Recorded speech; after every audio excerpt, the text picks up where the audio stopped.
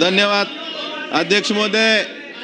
जानेवारी 2024 मध्ये मराठा समाजाच्या आरक्षणासाठी मनोज जरांगे पाटील यांच्या नेतृत्वाखाली मराठा समाजाचा मोर्चा मुंबईला आला होता.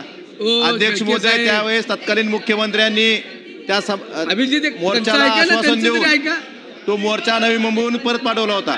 अध्यक्ष महोदय, त्यावेळेस तत्कालीन मुख्यमंत्र्यांनी आश्वासन दिलं होतं की सगळे सोयराच्या अध्यादेशाची अंमलबजावणी, हैदराबाद गॅजेटची अंमलबजावणी, परंतु अध्यक्ष महोदय याबाबत शासनाकडनं अद्यापर्यंत कुठलीही कारवाई दिसत नाही.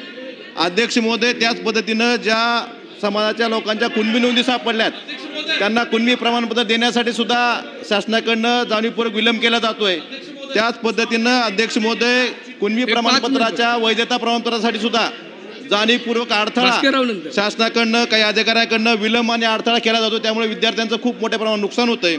अध्यक्ष महोदय, मला औचित्याच्या मुद्द्यावर एवढंच सांगायचं आहे की मराठा समाजाचा परत एकदा मोर्चा आपल्या मागण्यासाठी मनोज जरांगे पाटील यांच्या नेतृत्वाखाली 29 ऑगस्टला मुंबईला येतोय. तर त्या समाजाला जी आश्वासनं सरकारच्या वतीने आधी दिली होती त्या आश्वासनाची पूर्तता करावी एवढीच विनंती औचित्याच्या मुद्द्याद्वारे मला सरकारला करायची.